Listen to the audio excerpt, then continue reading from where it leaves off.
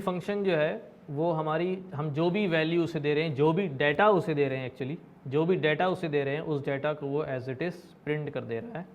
जिस तरह हमने इंटीजर डाटा दिया, फ्लोटिंग पॉइंट डाटा दिया और स्ट्रिंग डाटा दिया, उसने एज इट इज़ प्रिंट कर दिया।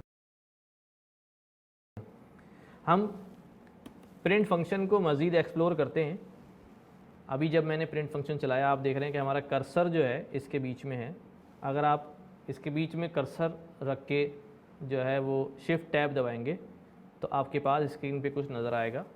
ये जो स्क्रीन पे आपको नज़र आ रहा है इसको फंक्शन का सिग्नेचर कहते हैं।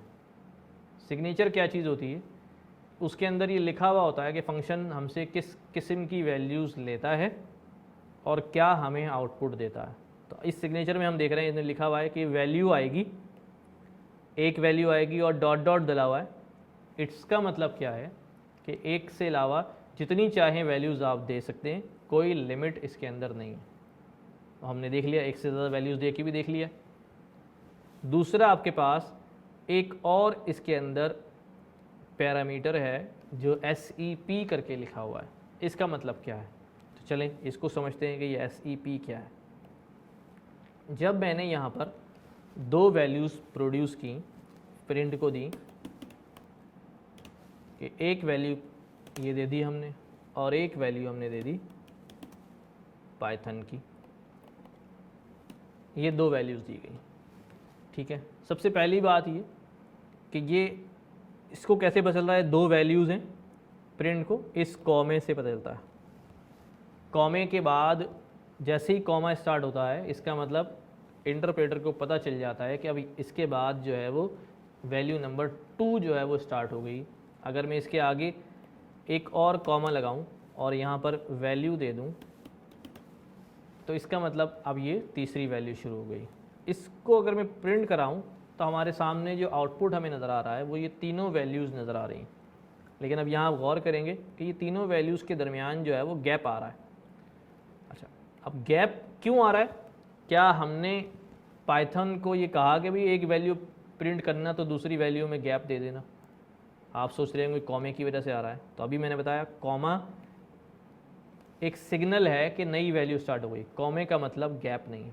ये गैप इसलिए आता है कि हम जब अभी ये फंक्शन देखें दोबारा, ये गैप आता है इसलिए कि यहाँ पर ये यूज़ हुआ हुआ है। ये है SEP सेप, ये है सेपरेटर, वैल्यू सेपरेटर। एक वैल्यू दूसरी वैल्यू से सेपरेट कैसे होगी?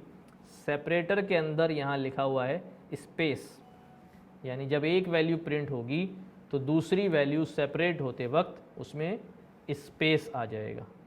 तीसरी वैल्यू प्रोड्यूस होगी उसके अंदर स्पेस आ जाएगा। अगर हम सेपरेटर नहीं देते हैं, हमने अभी प्रिंट के अंदर कोई सेपरेटर नहीं दिया है, तो ये डिफ़ॉल्ट सेपरेटर पाइथन ने अपने प्रिंट के फंक्शन में खुद लगाया हुआ है कि अगर हम नहीं देंगे तो ये स्पेस यूज़ करेगा। लेकिन अगर हम अपना सेपरेटर सप्लाई कर दें इसको लाइक दिस, इस तरह देखें, कॉमा डाला हमने, सॉरी यहाँ कॉमा हमने रखा और यहाँ सेपरेटर। अब मैंने सेपरेटर में कोटेशन डाले लेकिन ये स्पेस है, मैं स्पेस इसका ख़त्म कर देता हूँ। अब क्या होगा? अब जब ये प्रिंट फंक्शन चलेगा तो पाइथन का सेपरेटर इस्तेमाल नहीं होगा, बल्कि जो हमने प्रोवाइड किया वो इस्तेमाल होगा। तो हमने जो प्रोवाइड किया है उसके अंदर स्पेस हमने ख़त्म कर दिया है। तो अब हमारा जो आउटपुट है वो इस शक्ल में आ रहा है। देखें, तीनों वैल्यूज़ के दरमियान से सेपरेशन ख़त्म हो गई। लेकिन एक बढ़ा दूँ तो ये सेपरेटर वैसे ही हो गया।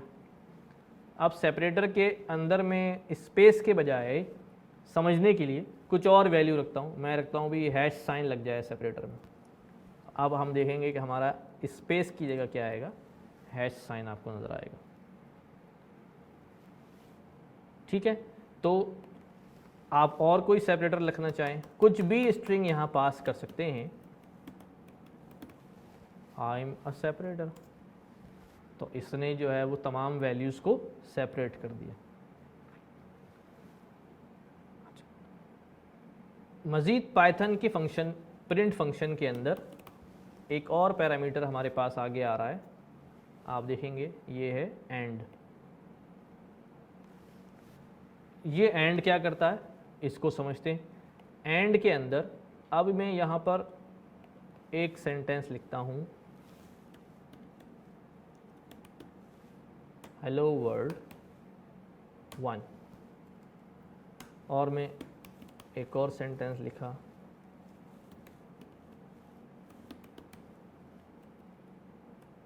Hello world 2, then another hello world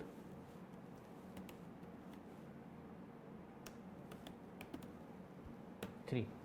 ये 3 दफ़ा हमने पाइथन के फंक्शन को वैल्यूज़ दी हैं, और जब हमने इसको एग्जीक्यूट किया, एग्जीक्यूट करने पर 3 लाइनें हमारे पास आउटपुट आ गई। नॉर्मल है, बिल्कुल नॉर्मल बिहेवियर लग रहा है कि हमने 3 प्रिंट स्टेटमेंट दिए हैं और 3 हेलो वर्ल्ड, हेलो 1, 2, 3 ये तीनों प्रिंट हो गए। अब सवाल ये है कि जब इसने पहली बार ये प्रिंट किया, ये पाइथन का फंक्शन एग्जीक्यूट हुआ, ये प्रिंट किया, तो अगली बार जब प्रिंट किया तो वो नेक्स्ट लाइन पे क्यों आया, वो इसके अगली लाइन पे क्यों नहीं चला गया? उसकी नेक्स्ट लाइन पे जाने की वजह क्या है?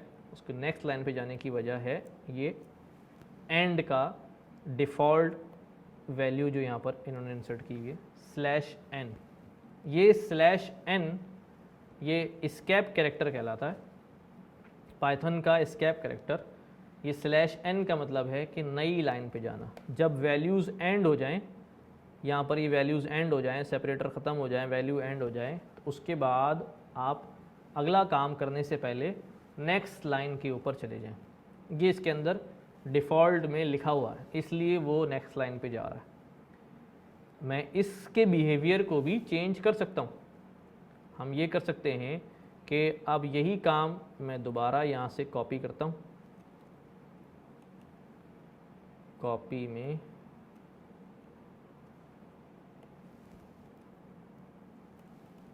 कॉपी करके हमने यहाँ पेस्ट किया, लेकिन अब मैं क्या कर रहा हूँ, कॉमा डाल के एंड वाला जो उन्होंने नेक्स्ट लाइन जाने का उसको ऑर्डर किया है, हम उसको एम्प्टी छोड़ देते हैं। यहाँ पर भी एम्प्टी छोड़ दिया, कॉमा डाल के यहाँ पर भी एम्प्टी छोड़ दिया। अब ये पहली लाइन ख़त्म करेगा, नेक्स्ट लाइन पर नहीं जाएगा, और उसी के आगे से दूसरी लाइन शुरू करेगा, और फिर नेक्स्ट लाइन पर नहीं जाएगा और तीसरी लाइन का एंड आ जाएगा। लेट्स सी, ये देखिए हेलो वर्ल्ड 1 ख़त्म हुआ, हेलो वर्ल्ड 2, हेलो वर्ल्ड 3। अब नेक्स्ट लाइन पे जाने वाला ऑप्शन हमने इसके अंदर से ख़त्म कर दिया। हम को चेंज कर सकते हैं, दूसरे एस्केप कैरेक्टर्स यूज़ कर सकते हैं। जैसे मैं टैब का एस्केप कैरेक्टर इस्तेमाल कर लूँ तो इनके दरमियान जो स्पेस है वो एक टैब की फासले पर आ जाएगी।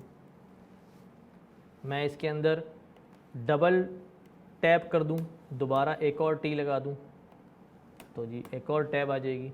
अब इसको चला के देखें, अब स्पेस डबल टैप के बराबर हो गया।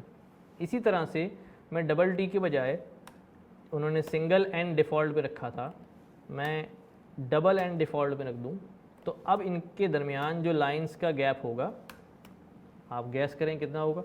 ये होगा ज़्यादा लाइंस का गैप।